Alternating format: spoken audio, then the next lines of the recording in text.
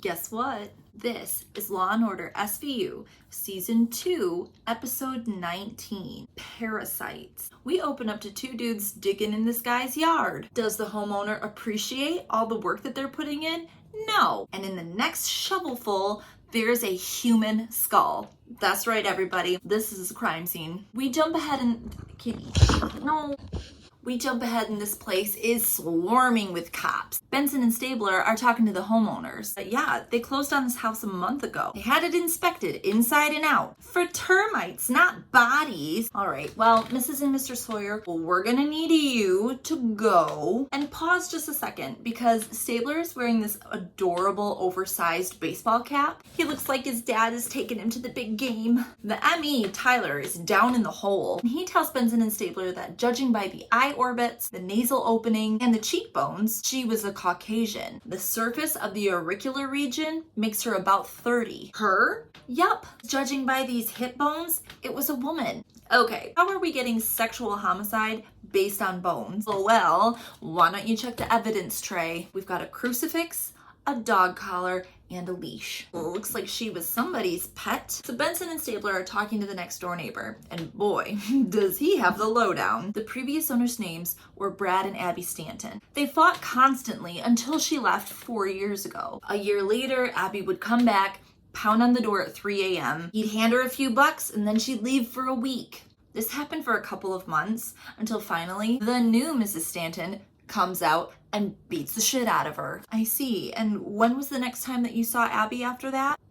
Never. We're back at the precinct, and the ME is guessing based on the bones that she's been dead around 3 years. Munch and Finn start by talking to the landlady of the building next to the crime scene. She is all attitude with them. You want access to the file? Knock yourself out. Opens his file cabinet that's like bursting with papers. Meanwhile, Benson and Stabler stop by Dr. Stanton's new house, and they talk to Pam, the new wife, and Pam says, yeah, I fucking beat the hell out of her. Okay, have you heard from her since? No, thank God. What kind of trouble is Abby in now? Well, a woman's remains were found in your former backyard. And they've been there for about 3 years. So they go to the hospital and find Brad at work. He's in his scrubs on a smoke break because he didn't have to kill Abby. She was killing herself. I had to sit by and watch her hit rock bottom. Rock bottom as in buried in your backyard? That's not Abby. Jot something down on a piece of paper. Don't tell Pam. What's on this piece of paper? Well, we jump to Mercy Aid's hospice. There's Abby in the bed. She's got dementia and doesn't look great. Dr. Stanton, he's footing the bill. That's what he doesn't want to tell the new wife. Well, now what? Back to the bones. So we head back to the ME. He's determined that the cause of death was strangulation because of the neck bones. She was Eastern European because of her dental work. And check out what this tech is doing. If I upload the skull, he's able to put together an extraordinarily generic female face. Sure.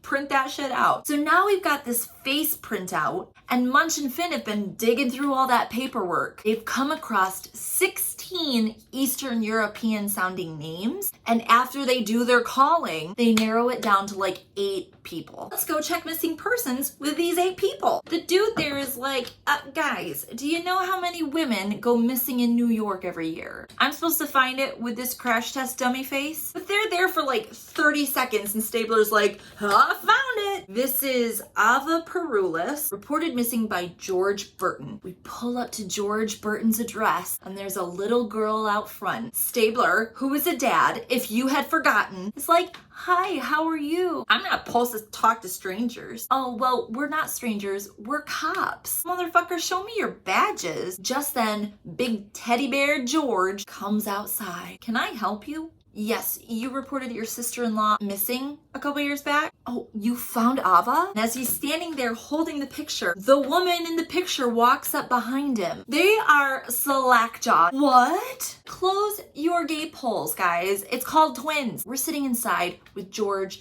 and Ava's twin sister, Irina, George's wife. She's telling them that, yeah, they came together from Romania. They had a falling out a little over 3 years ago. Irina said she must have run off with one of these men. Okay, Okay, about these men. Do you remember any of them? The one I can remember was Matt Sloan. Let's start with Matt Sloan. This guy's rich and kind of a douchebag. He said it was a business arrangement and the sex was pretty good. They broke up and the last time that he saw her was at some UN gig with some diplomat. Seems like maybe she was a little bit of a man-eater. We're back at the precinct and it looks like Sloan's got an alibi, so it couldn't have been him. Let's talk to this diplomat motherfucker. Jump to this fancy ass room talking to Mr. Tasku. He's this old dude and claims they were not romantic at all. And the whole time he's walking around and like watering these orchids. Ooh, hang on. He says, look at this orchid.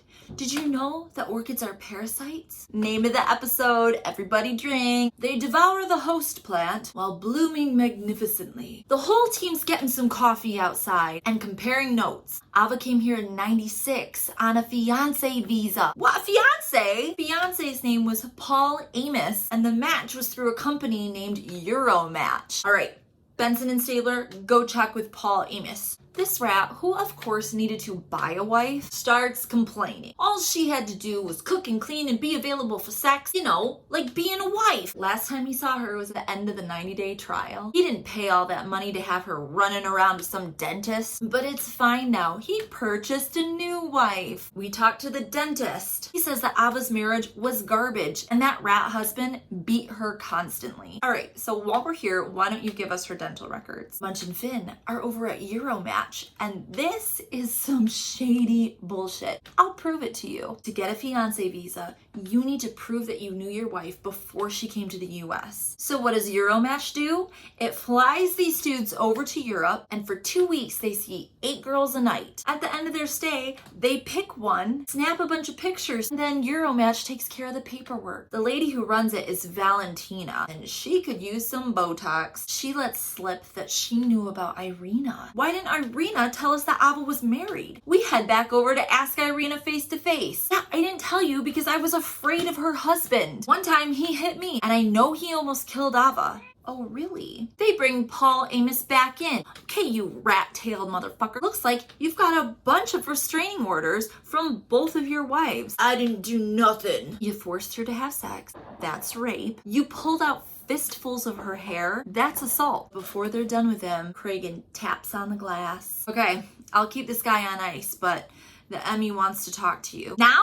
What does the Emmy want? These dental records cannot be Ava's. What are you talking about? You call us down here for that? Hang on. Everything else, it's identical. And it dawns on both of them. Irina is Ava.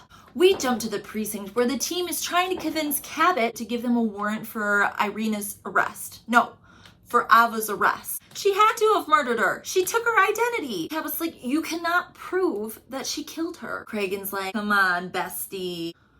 All right, fine. Search the house. We're at the Burton house, and uh-oh, there's a half-packed suitcase, and all the money's gone out of the lockbox. We got a note. I'm sorry. I do love you, George. I never meant to hurt you or Julia or Irina.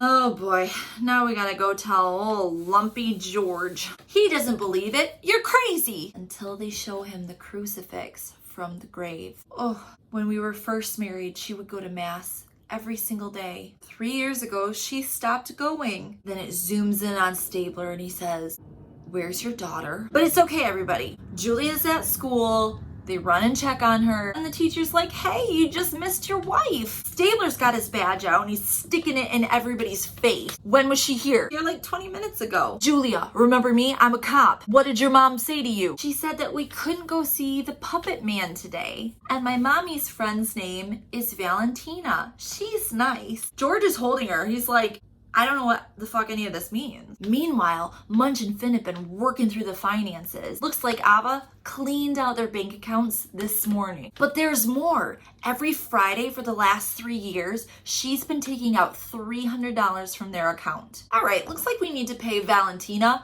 another visit. But when they head over to Euromatch, she's not there. She's at her other office. And by other office, we mean a warehouse that is a secret underground brothel with kidnapped women. They bust in. Valentina Valescu, you're under arrest. And guess who's there? Yup, Ava. And she's hugging this other girl and crying. Who's this other girl? It's her youngest sister, Oksana. I was buying her freedom. We've got Ava in an interrogation room, and she says, no, I did not kill Irina. I got there, Irina was dead, and so I buried her body in the backyard that was already dug up. Okay, normal. Whoever killed Irina was really after me. Cabot and Cragen are watching from the other side of the glass, and they're like, okay, kills one sister and then simultaneously is trying to buy another sister's freedom? That doesn't add up. Let's ask Oksana. Oh, and when they do, she lays it all out. She went to one of Valentina's parties in Bucharest. A dude there said he wanted to marry her, so Valentina brought her to the US. 2 seconds later, this douchebag decides he doesn't want her anymore. So she has spent the last 3 years in this warehouse being pimped out until she pays back the debt. And bitch Valentina says, yeah, if you try and leave, I'm gonna murder your sisters. So Cabot goes in to Valentina. She lays everything that they have against her out. But when she asks who helped her kill Irina, she lawyers up immediately. Now, Valentina's probably keeping a bunch of fucking records in her office, so Munch and Finn head in and verbally whiplash this little weenie clerk until he leads them right to what they need. And guess what they find? Valentina's silent partner is none other than Razvan Tascu, that Romanian diplomat and orchid enthusiast. But here comes George. He's ready to play ball.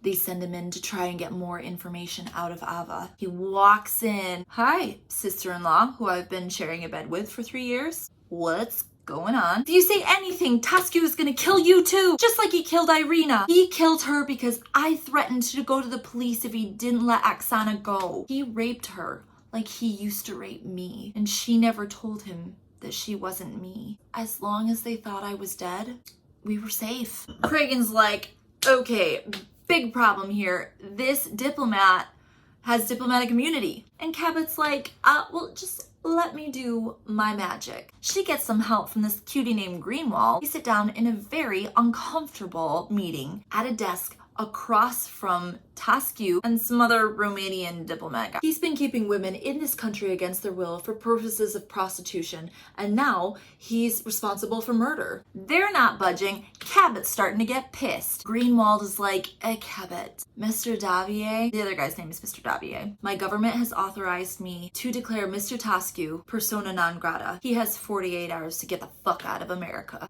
Cabot's like, wait, what? He gets off scot-free? No. We have 48 hours. We just need more evidence. Back to the bones. It's late. The team is eating and drinking. Stabler's like, guess what? I might have found something. A couple of samples in the victim's panties sent to a forensic geologist. The report is due back next week. Let's go speed that motherfucker up. Benson and Stabler are outside Tascu's house. He's like, I'll send you a postcard, bitches. They're like, not so fast, Tascu. Boom, you're under arrest. What? No, I have diplomatic immunity. Oh, you don't. Not anymore. Guess what? We found on the body 2 tiny little pieces of pollen from an orchid! You should have washed your hands before you killed her. In the last scene, we jump to Irina's funeral. Ava is staring at her grave. Now Irina can rest in peace. She starts sobbing into her hands. Benson and Stabler are like... And that was Law & Order SVU Season 2, Episode 19. Jum jum!